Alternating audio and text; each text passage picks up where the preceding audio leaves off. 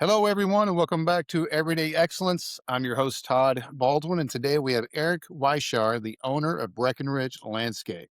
How are you doing, Eric? I'm doing well. How are you? I'm doing great. I'm doing great. I appreciate you being on. I know you're trying to get out of town for a little vacation tomorrow, so thank you for taking the time, man. We're excited to have you. Perfect. Yeah, great to be here. So, Eric, let's just start off. Let you tell me a little bit about Breckenridge Landscape, because I'm sure you can do a much better job introducing your company than I ever could. Sure. I started this landscape company up here in southeast Wisconsin in 2009. So, for those that remember that period of time, it was dubbed the Great Recession. After working in the industry for 20 plus years, I thought, what better idea than to start a landscape company in Wisconsin in the Midwest in the middle of a recession. We did well, we did fine, we grew up. We've been through that, we've been through the COVID area. I think we're in our 17th or 18th year, whatever the math works out to be, without doing that on the fly. But we primarily do construction. So we don't do your typical lawn maintenance and snow plowing. We just essentially build things. And so we work both with residential, typically high end residential clients, and then commercial clients. We do everything that you see on the HGTV shows with the large patios and fireplaces and outdoor kitchens. And on the commercial side, we do a lot of work with permeable pavers, a lot of roof decks on some of these high-rise buildings and apartment complexes that we're seeing go on. And that's kind of been our bread and butter, and that's kind of where we like to live. We were on the Inc. 5000 for a couple of years at one point. We were on the Future 50 for a couple of years here locally for a few points. So, yeah, we've kind of been through all the ups and downs and the growing pains of starting from my Rolodex up until what we are now. That's awesome, man. 18 years in business. Congratulations. That's no small feat. So, being in business for 20 years, I take a lot of, I mean, it's just, I don't hear that a lot. A lot of guys get started and may not make it or change gears. So, especially starting after the Great Recession of 2008, right? So, take us back to the beginning. I'm just curious in those early days, curious what you were doing before you said, "Hey, let's take this entrepreneurial jump," the leap of faith. What were you doing beforehand? And then what made you um, decide, "Hey, let's go for it," right? Let's start Breckenridge Landscape. So I've always been in the landscape industry. I started as Okay. a laborer through a temp service when I was 19. Okay. And through every step of my career, I was always looking at, well, what's the next thing? What's the next level? How can I level up? So when I was a laborer, I wanted to be the technician. When I was the tech, I wanted to be the foreman. And then at some point, as I was working on projects, I started looking at things from a design perspective, and I would say to myself, "Well, it'd be really cool if we did things this way." So I went back to school, got my design degree, and then moved out to Colorado for a while, and then came back. And I worked for a few companies here and there, but at one point, I was working for a company where the owner wanted to essentially sell out, and so we talked about me taking over, but couldn't quite come to an agreement with that. But I thought, there's so many things that I think I could do better, whether it's not just from the design perspective, but just from an organization perspective. So I built our cost-based estimating system from scratch, production standards, how we operate in terms of how we schedule projects and things like that. I just thought that there was a better way to do everything. And so at one point, I had a wealthy customer. I asked him if he would help me out. He did. And then we launched the company. It was in the early days, you're kind of everything. You wear all the hats that everybody says. Um, but I had, a number of people in the industry that I knew.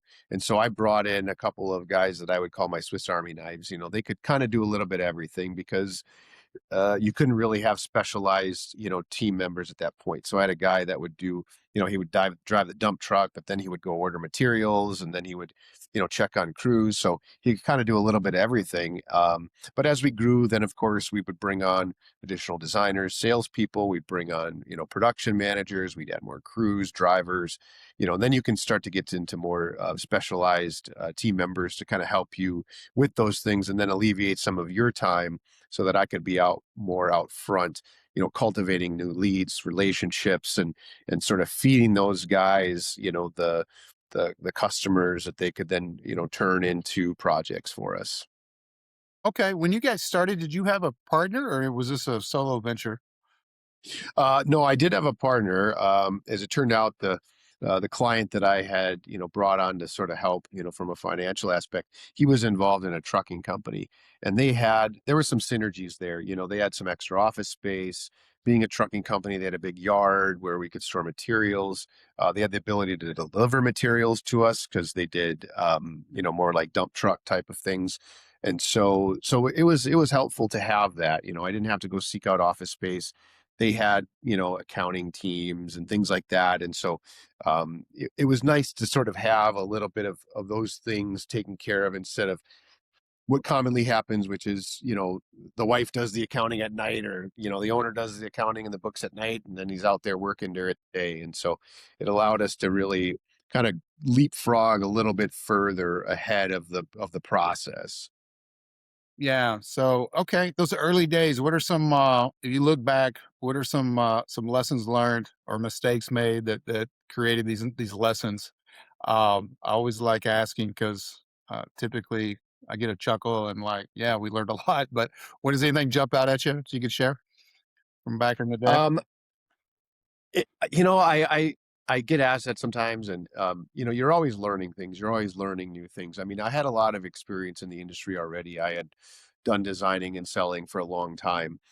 So usually, what I tell people is that um, the normal course of action where somebody's starting a business in my industry is they're an operator, they're a foreman, or they're a production manager, and they decide, well, I know how to build this stuff. I'm going to go out there and do it on my own because I already know how to build it. But they don't always know how to sell it. They don't always know how to design it.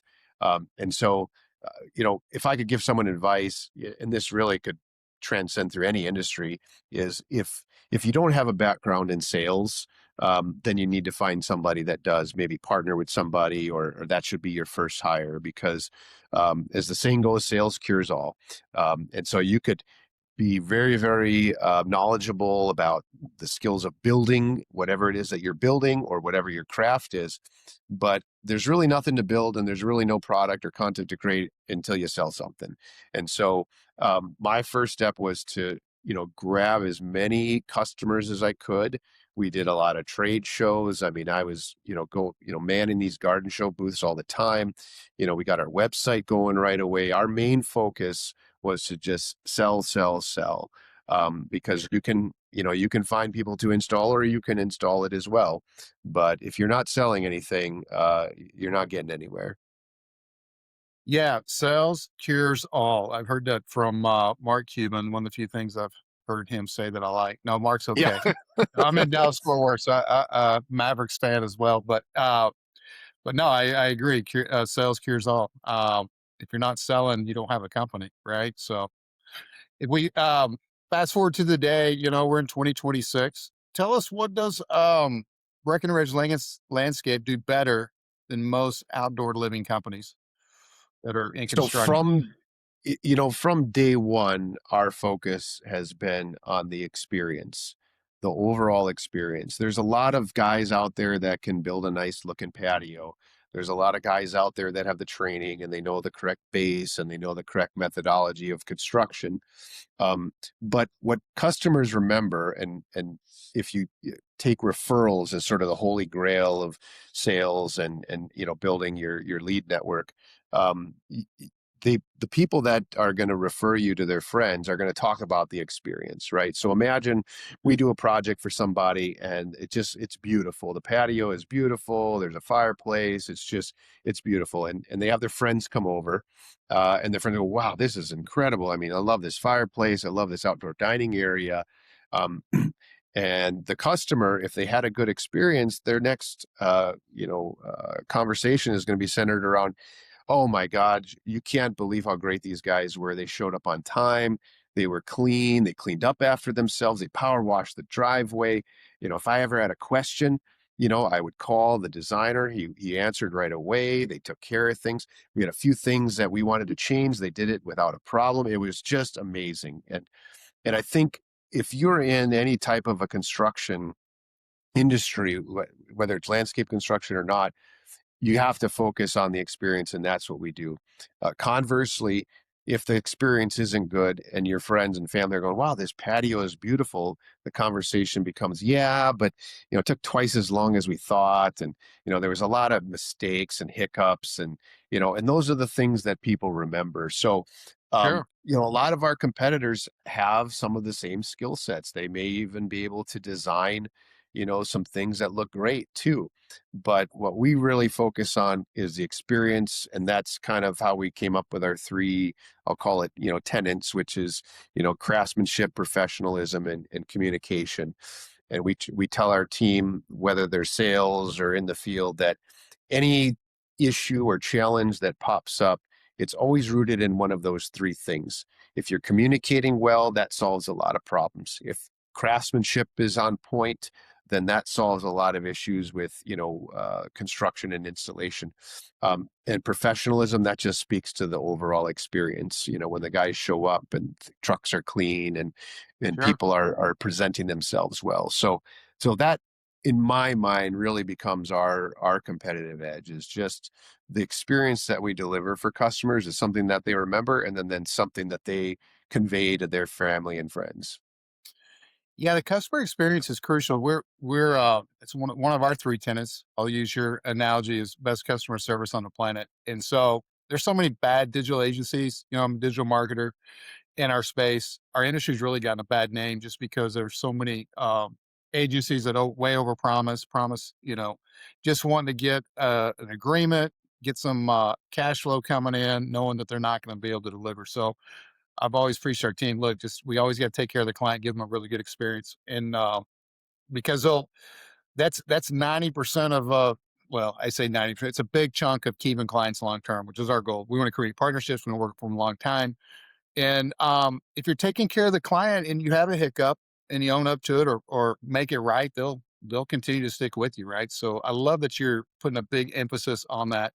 And home service companies, when they show up on time, they're clean, they're professional, they're, yes, ma'am, no, ma'am. It's amazing how that business can grow from just word of mouth and the experience that they share, right, with their neighbors. We had a big irrigation company work with for 10 plus years before they sold. Biggest irrigation company, probably in Texas, maybe in the country. And they were also the most expensive irrigation company. But that did not deter them from growing because they showed up. Uh, they they were yes sir, no sir, clean trucks, two guys, always two men on the crew, and they honored their work. So I was always amazed at how much they could charge, but yet still grow and get booked out 3, 4 weeks at a time in the busy season. So kudos to you guys. I love the customer experience. What's a recent project that you've done that that you say, hey, really represents your brand? Does anything jump out at you? I would break it into the two segments of the market that we work in, one being commercial and then the other being residential. On the residential side, I mean, we do a ton of different projects, but we've recently started working with a new builder who built some really nice custom homes in a subdivision. And all of his homes have kind of a unique, style and look to them.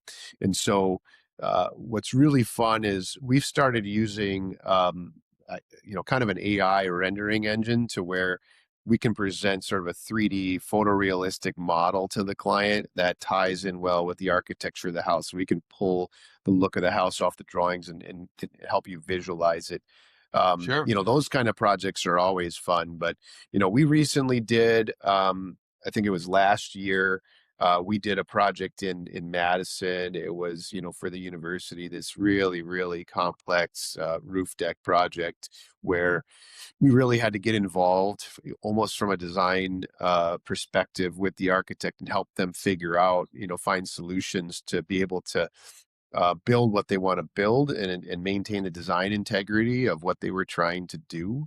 But I mean, boy, I could probably come up with a laundry list of different projects that have just been a lot of fun to work on. And they're, I think the most fun are the ones where are public spaces where people get to use them and they see them and they enjoy them. And when they ask me or some of our other teammates about where they work and our company, we refer to that. Oh, have you ever been down to State Street in Tosa? They're like, oh yeah, yeah, with all the pavers in the road and the fountain. And yeah, yeah, we did all that. They're like, Did you all guys that. did all that? That's incredible, you know. So it's nice because on the residential side, it's one homeowner and then they're friends, which is nice. But when you do a public space like that, especially something that is unique, it isn't just, you know, some grass and some trees. It's actually like a lot of like very unique design features. It sticks out and people remember that, and a lot more people get to interact with it than, you know, let's say just a common residential home. Yeah, I love the, public, showpieces. That's cool. That's out for everybody to see and, just a natural referral built in right there in your own backyard. So let's talk a little bit about, your team and culture. You've been doing this obviously a long time. How important is the company culture to your success? From day one, it's been huge. You know, it's funny because when we started out, um, everybody, all of my team that works, you know, let's say in the office, right? So whether that's sales or sales support or office manager staff, they're all on a salary. And I do that for a reason because I want to be able to give them the flexibility to work when they need to work or when it's more, you know, comfortable for them, and then allow them to be able to take time off when they want. So from day one, we've had quote unlimited PTO, but it wasn't kind of a corporate gimmick. It was real. To this day, I have no idea how many days of vacation anyone on my team has taken, nor do I know exactly how many they have left because my opinion is I don't care. The only thing we've ever looked at was what, you know, in the corporate world they call, you know, KPIs, which is have you gotten done what you need to get done? So you're measured on, you know, what you produce, what you do in your specific area within the company. So if you're in sales, you have a sales goal. Are you selling work? Is the work getting done? Do the production managers have everything they need to execute the work? If they do, and I don't see you for 3 days, I really don't care. Okay. And you know, we have apps and we have programs and things that we use so that everyone that works for us, again, in that capacity, has the ability to work from anywhere in the world. So I'll oftentimes see notifications pop up at 9, 10 o'clock at night. That's just when, you know, one of my sales guys has time. Maybe he's put the kids to bed or, you know, he's got some quiet time. He's going to work on some stuff. I, we've always given everyone the flexibility to be able to work from and when they would like to and the only thing we ask is that the customers are taken care of, the crews have what they need to do the work that needs to get done, and you meet your goals. Other than that, if you say to me, "Hey, I'm going to take 2 weeks off in February," great, knock yourself out, have fun. We don't keep track of any of that stuff, and so I think that builds, everybody's chasing sort of that tight knit, quote family culture. I think it builds that because people, now the transactional nature of your employment isn't simply based on pay. It isn't, well, I want $2 more an hour, or I want a bump in my salary. Now, all of a sudden, that flexibility, that, you've got a computer, a cell phone, you can use it for whatever you want. I don't care. My sales guys have cars, they can drive them wherever they want. I don't care. I'm not keeping track of it. Nobody's got, tracking devices on their stuff. All I care about is that you're producing. And so giving people the freedom to be able to create their own work-life balance. They want to take off early on a Thursday because they want to catch their kid's soccer game. Knock yourself out, make your schedule, and then you're going to jump on at night to take care of the things that you need to take care of. Great. And I think from day one, that's given us a bit of an advantage, when it comes to, bringing on employees and building a type of culture that people go, wow, I really like working here. I really enjoy working here because people want that freedom. Agree with you. We don't. I've never declined time off. We have an open policy too. We have a little bit more structure. My my office manager does all our payroll. She does track it, but really just in a sense to not for me or to say, hey, this person's did this or that. Because if they, I'm just a big believer in family and giving that extra time. And I agree with you. It can be a difference in keeping a really good employee or losing one because of that flexibility. When I got into sales management years and years ago, before I started my first company, um, I was reading books, and that was the number one thing. Overpay that employees cherished or really wanted was time off. So it always resonated with me. So I love that. And you are super flexible, and I guarantee you, well, I mean, you know that it's definitely paid dividends. So I like that. I like that. I don't really question it. I just ask them to submit it, put it on the calendar so we know you're gone. And Right. teams remote. I've got team members throughout DFW. I've got them around the country. Um, we don't babysit them. We don't check in on them. We just make sure we get the work done.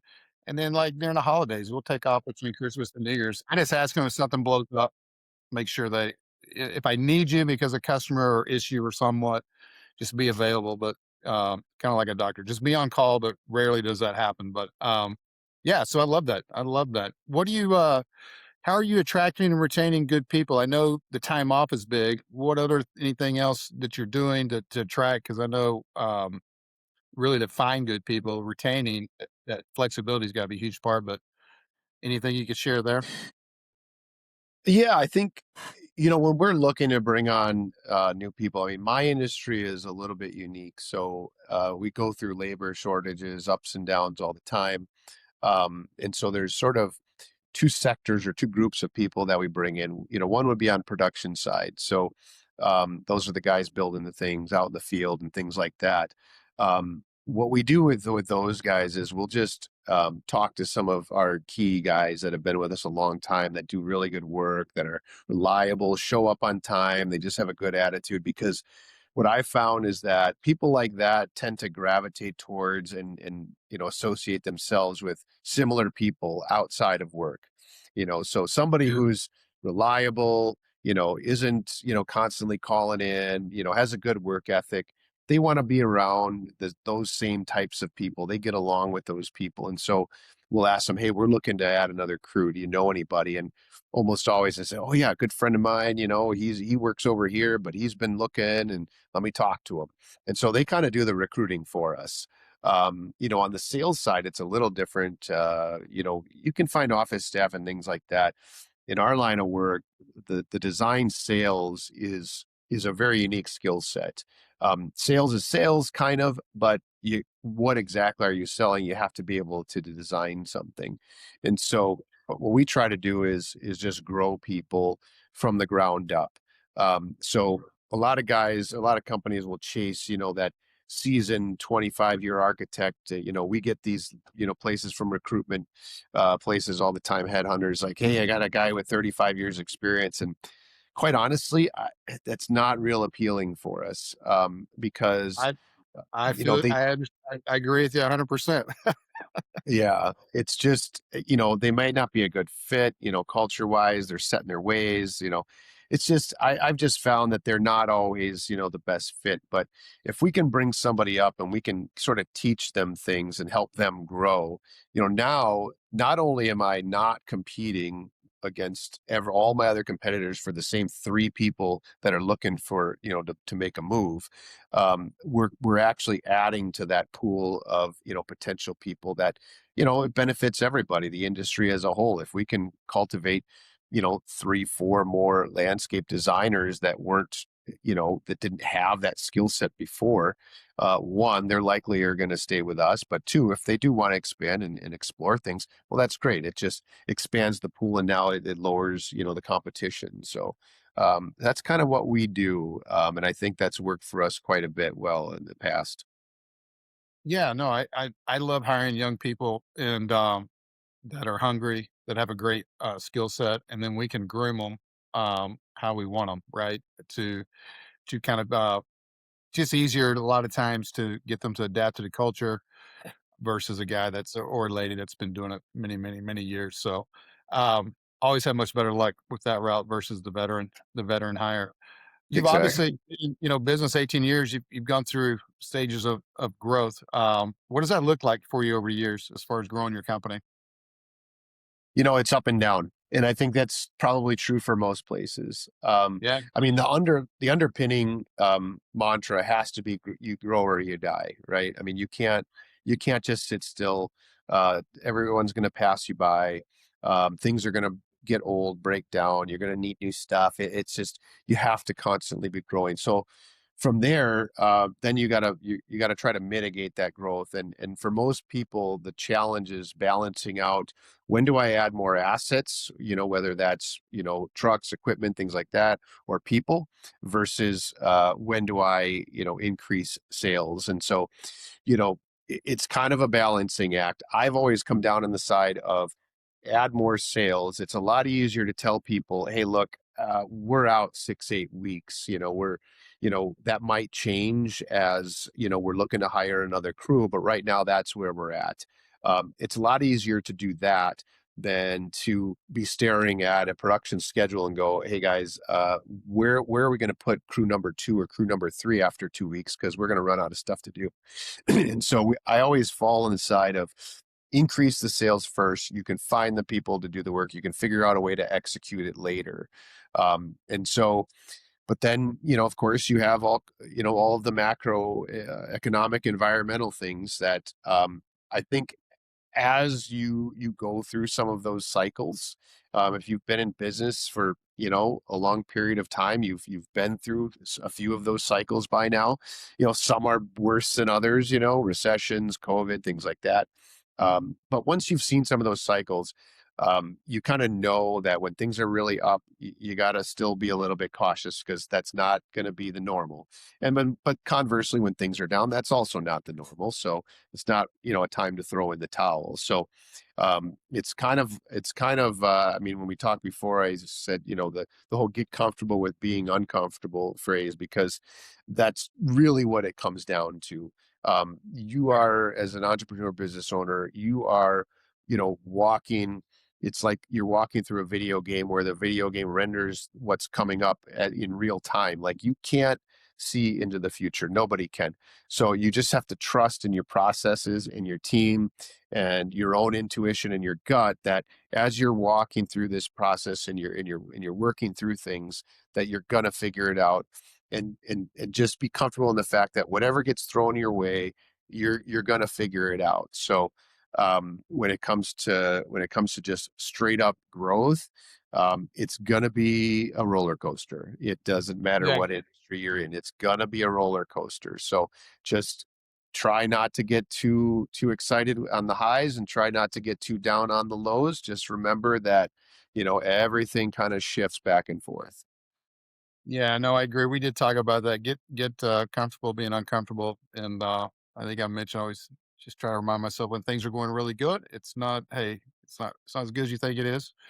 But when things are bad, especially, hey, it's not as bad as you think it is, right? I always say the business boogeyman comes out in the middle of the night. So when you wake up in the middle of the night, I try to just tell myself, hey, I can't fix anything right now. Just go back to sleep. The Right. sun will come up in the morning. And it does. It's amazing how you get up and all right, let's go to work. So let's dive into the marketing a little bit. I'm just curious, when you look at your leads, where are most of the leads coming from now based off what type of marketing you guys are doing? So we're a little bit I mean, we're in this quote service industry, right? But because of Yeah. the type of work that we do, which is primarily construction, things are a little bit different for us. So we're not like a drive and quote kind of place where if you're doing mowing or snow plowing, you just you can use these services online and things like that. So a lot of what we're trying to do is cultivate relationships and referrals. And we're trying to have conversations with people. So if we were just doing, mowing lawns, you could just throw a quote at people and then it would be more of a shotgun blast kind of a marketing approach, whereas we're more of a rifle shooting marketing approach. So for instance, for one example, we do a lot of the garden shows. We just finished, or we're in the midst of one actually right now this weekend. What we like about those is that we'll create a display that catches people's eye. And the goal is not hey, picture this in your yard. The goal is get people to stop so we can have a conversation with them, and then we can qualify them whether or not, okay, they're at a stage where they're ready to make decisions, or maybe they're not, or maybe they just have questions. And then we can either take the next step and set up a meeting with them, or they can walk off and we can send them off with some information. That's always been a really good source for us. I mean, we'll pull a half a dozen pretty qualified leads out of there, but we qualify them, pretty heavily as well. On in your space on the digital side, I will say we have gotten leads from pretty much every social media platform there is, whether it's LinkedIn, Twitter, you name it. Um, but what I've found is, um, a lot of that for us just becomes more of a shotgun blast where our name is out there, and then it becomes name recognition. But we'll do, the things that we found work really well are we've done this program called Bid on Milwaukee, where we offer up a landscape package, and through a radio station they bid on it, and then we get ad credit back. So we'll usually have 50 to 70K ad credit per year, where there's commercials all the time that are running now for us. But we'll do, we like to do, you could call it guerrilla marketing, or, grassroots marketing, whatever you want to call it. But, we'll go to, say, like builder shows on like the dead days, where like a Thursday afternoon or something, and they're kind of bored. And we'll just walk around and strike up conversations. And we've built relationships with builders and other tradespeople, through that, several times now. And that seems to work really well. And then, but then I think the other part is, whether especially if you're service based, is to, everyone on your team is in marketing. Okay. When they're wearing their uniform, when the truck pulls up the sign, when you put the sign in the yard, and then with the experience that they deliver to the customer, all that is part of marketing. And a lot of people forget that, because then you're going to get those referrals back. People are going to remember you. The name's going to stick. Other people are going to drive by, we've had, and see us working and say, hey, I've been watching this, and you guys, that the house across the street, they started 3 weeks before you, and you guys are already done. Can you come look at my project? So, I personally try to encourage people to, instead of just taking the, set it and forget it and run commercials and that kind of stuff approach, look at all of those other, more unique type of things as well. Because I think those are where you can get, you may not get the numbers, may not be generating, 45 leads a week or whatever it is. But you might get two or three, but those two or three might be a little more qualified. Yeah, you mentioned social media because I mean, we do Facebook campaigns and so forth. And the thing with Facebook, I tell people all the time, look, there's a ton of eyeballs on there, but it's a creative platform, meaning people are not on there because they have a problem looking for a solution, right? They're on their feed. I'm on Facebook every day. A lot of it's just because of bad habit is my joke. But yes, I get ads pop in my feed, creates curiosity. Um, and so typically, like on social media, you can get a high number of leads, but typically quality is much less compared to Google. So you got to filter through those to find a good one. Whereas Google, I've got a problem. Hey, I'm looking for a solution, or hey, I really want to get this outdoor kitchen out, but I'm going to go start searching, trying to find someone to help build this beautiful outdoor experience for me. So are you guys, which are typically great inbound leads, right? Because they're looking for you. Do you guys get good leads off of Google? I mean, have you had luck doing marketing off Google? Yeah, I look at it as a two-step approach. So whether it's social media or just, Google search and things like that, that is sort of the, I guess, the hook. But the second phase is you got to have a good, landing page. You got to have a good website, especially if Yeah. you're in a visually orientated industry like us, because people are not on there. They're not fishing around for a landscape construction quote, right? Because they don't really know what they're building yet. What they're looking for Right. initially is ideas. Yeah. And so, we've redone our website fairly frequently. And what one thing we would do is, when we would do the shows, the garden shows, we'd have these big pictures made of all the different projects we've done. And we used to take notes, or we still do. We'll take notes on which pictures get the most attention from people walking by. They'll go, oh, wow, that's really neat. That's really neat. And we'll make a note of that. And that's what we'll feature on our landing page. That's what we'll feature, on the scroll that's running on our website. So when you couple that with, either whether it's a Google ad program, Facebook ads, whatever the channel is, when they land, when they, click through and they end up on your page, they've made some level of commitment. So now you need to reward them. And what you need to reward them with in our industry is something that's visually appealing, something they look at and go, oh, wow, this was really neat. I'd love to see that in my yard. Now they're going to take a few more steps, and maybe they'll go ahead and get in touch with you and say, hey, show us what you can do. So I think what I would suggest to most people is that um, those programs are helpful. And if it's not something you're going to keep up on, it's something that, an agency like yours or others, bring them in to do that. Because if you're not keeping up on it and you're not constantly, checking the metrics and changing it, you're basically wasting your time and money. But then it's your responsibility as the business owner to make sure that where you're sending them is someplace that's visually appealing and is actually going to convert into something. Because ads and everything don't do any good if when they end up clicking through, there's not a whole lot there.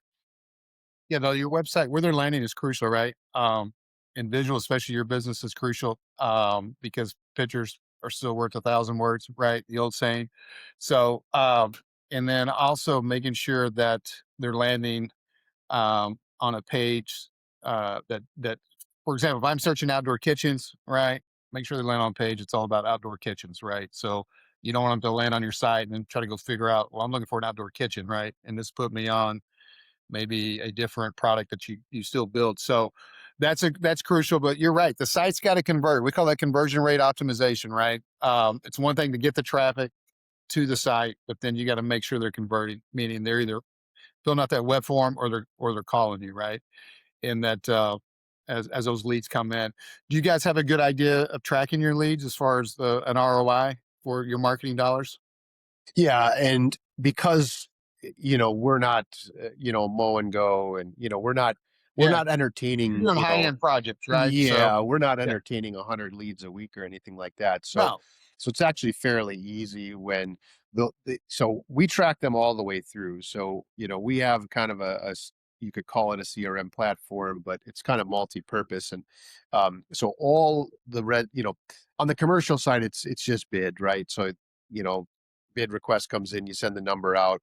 We keep track of it, but we keep track of a few different metrics, and I think some metrics are things that people forget quite often, which is not only we track like where did it come from, uh, how what happened to it, if they right? converted, what happened. Well, we really try to stress find out why some of them didn't convert, because that is equally important. If it's, yeah, you guys took too long to get back to us, or yeah, your pricing is too high, or whatever the reason is, if you can find that out, then you can identify if there's any patterns. And if you're getting the same problem arising over and over, like, well, it took too long to get back to me or whatever, well, then that's something you can address. And so we track in as much detail as we can, and it's not that complicated to do just because of the number of leads that we do Sure. do. Um, we've got tags on all the leads where they come from, whether it's this particular garden show versus that one. This was a web lead. This was a referral. We say who the referral was, whether it's a builder or not. And then we track the whole process all the way through. This is when we sent them a design. This is when we met with them. We do just a 3-touch contact. So, not all leads convert. So sometimes, yeah, they say, yeah, get a hold of, give me a call, and we give them a call, and we usually hit that 3 times and go from there. But it's also surprising too, how many people, you know, all of a sudden pop back up again after about a year or so. They ghost you or they disappear. We keep those off to the side, Yeah. because then we can search them up and go, well, let's pick back up where you left off. I remember we talked about this, and they go, yeah, that's right, that's what we talked about. So um, there's no reason to not do all of that tracking, and there's no reason to toss leads aside, or half the time getting the job, just show up is all you got to do. Yeah, we track everything for our clients. So, and we're big believers. It's not the number of leads I can get you. It's the number of quality leads, right? Who cares if you got 100 leads and they're all bad leads? So, um, but yeah, I mean, we work with a lot of outdoor kitchen guys and construction, same thing that you do. But we use a third party tool. It's really simple. It's called CallRail, and so we can tell in there every phone call is recorded and every web form. We can tell if it came from Google paid ads or Google organic, or did it come from Chat GPT, which is cool to see our clients getting leads from AI. Um, and it's real important. A lot the clients that are really in tune with their leads and follow them through, because we want to know the back end. Like, well, did that convert? A, was it a quality lead? B, did it convert? And then what was the revenue? So when clients really be open and share that with us, we can start painting what is the real ROI for that spend. If you're doing paid ads, here's what we're spending. Here's what we brought in. Same thing with organic. Anything on the organic side, which we client tells that's the best lead off of Google. So what I'm amazed though is how many clients, even though that is there to them, they have access to it. We go over it in um, our status calls with them. So many business owners still have no clue. They don't take the time to really look at the data to make informed decisions on their marketing. So if you guys are tracking through the whole channel, kudos to you, because I still get we get frustrated because clients, we know leads are coming in, but we're not getting that back end info from them. So we can't tell them, we want to know what the ROI is. We want to know how the campaigns are performing. So if you're tracking it and following it, good stuff. And there's so many tools out there to help you do that. It should never be a guess, especially with digital, as far as where that lead came from, because it'll tell you. Like CallRail, great tool. It's our source of truth. We know here's how many organic leads you came. Here's how many paid leads. And the cool thing about organic, we'll see stuff come in. A lot of our work resonates on Bing. It's funny. I'll see a Yahoo lead come in organic every once in a while. So there's still other engines out there, right? You mentioned, I want to talk just real quick on AI, because you mentioned you're doing some AI as far as design element. Anything else? Have you guys thought about AI as far as a lead gen or anything else you're focusing on with AI? The new buzzword, right? It's not coming, it's here. But Yeah, what's your thoughts on AI?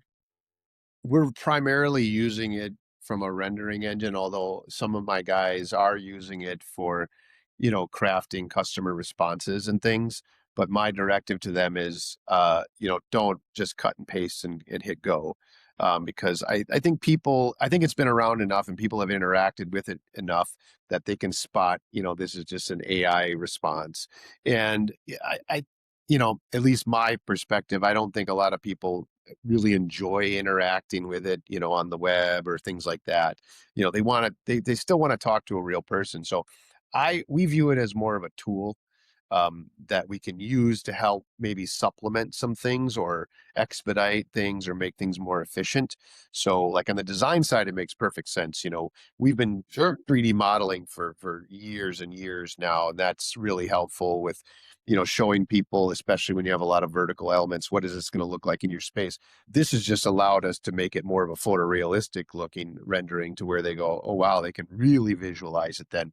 On the flip side too, though, with my sales team, they'll use, I get, so every interaction with a customer is essentially tracked in our system. So when they send an email to somebody, there's a copy of what they sent, that gets logged in there, and so I can see, the email that's being sent out is much more, it's professionally orientated, it's broken up really nice, it's worded really nice, and I know that my team does use some of those AI tools to craft that, but then they'll kind of massage it a little bit so it doesn't come off as just sort of an auto reply kind of a thing.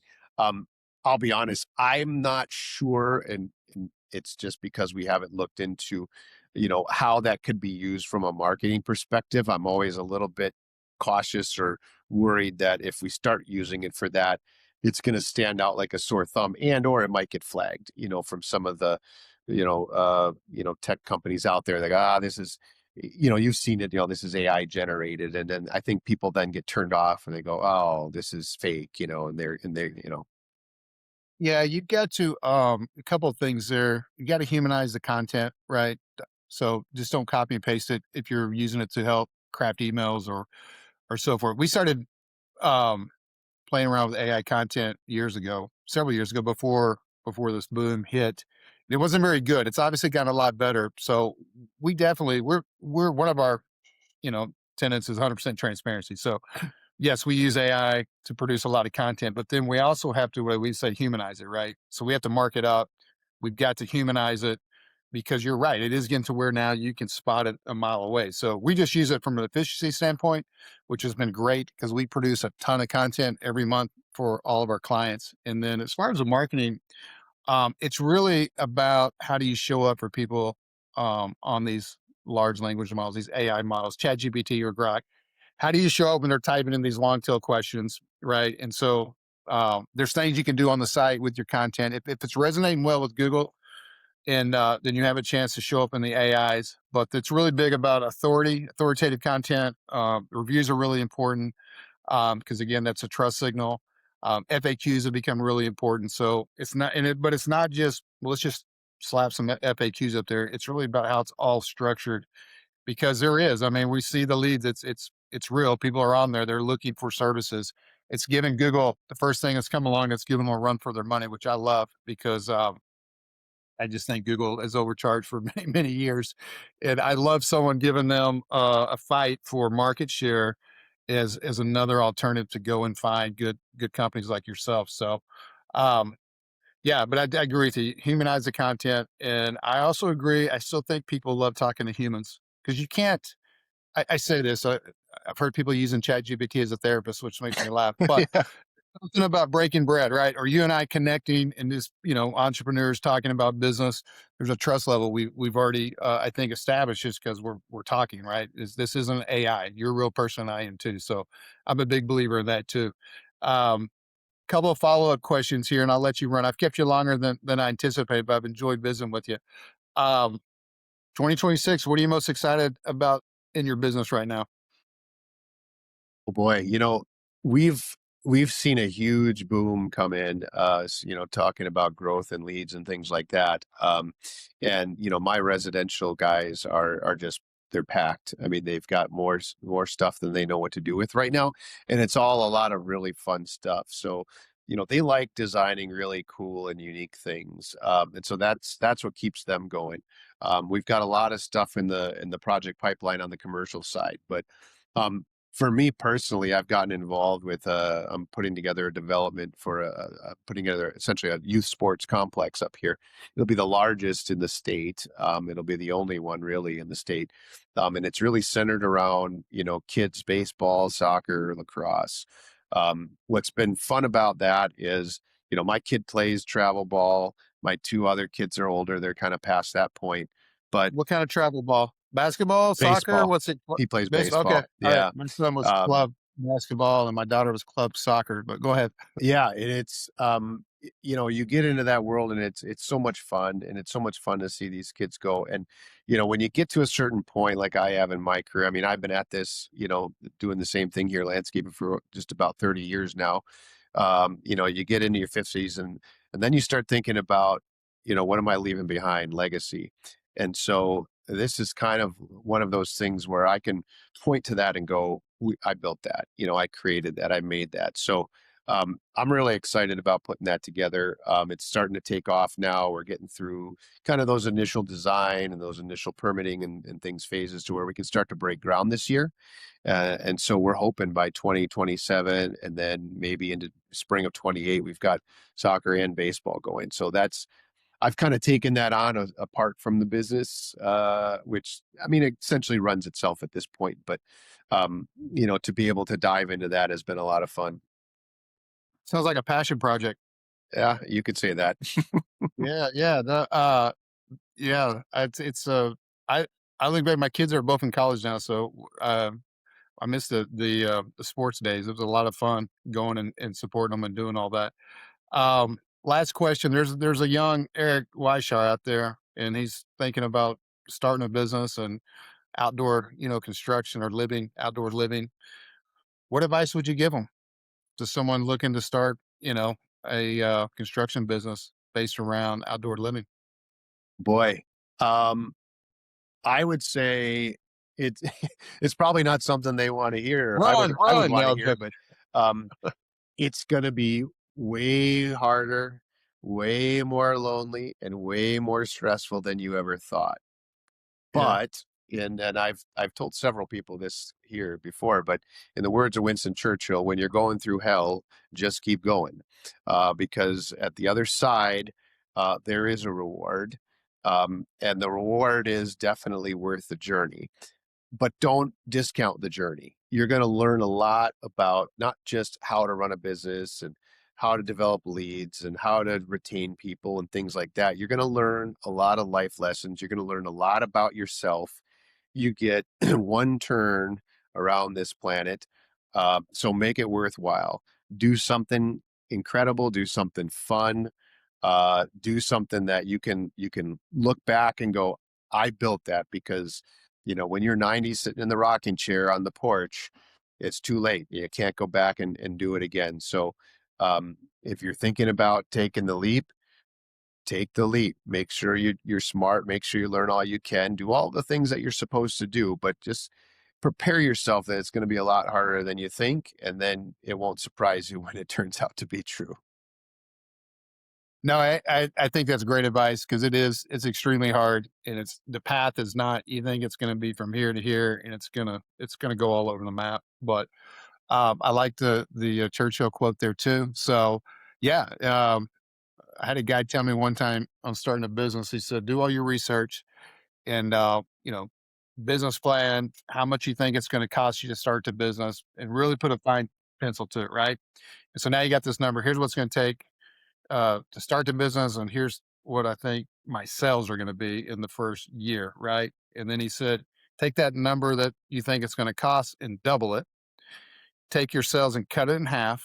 And you still think you can make it work? Go for it." There you go. There you go. That is so true. Well, Eric, man, it's been awesome talking to you again. Thank you for taking the time. I really enjoyed the conversation. I hope you have a great vacation next week as you head to Florida. And let's keep connected. I'd love to stay in touch with you. Yeah, absolutely. It was great. I appreciate the time. Great conversation. So, yeah, thank you. You bet. Thanks, Eric. All right, take care.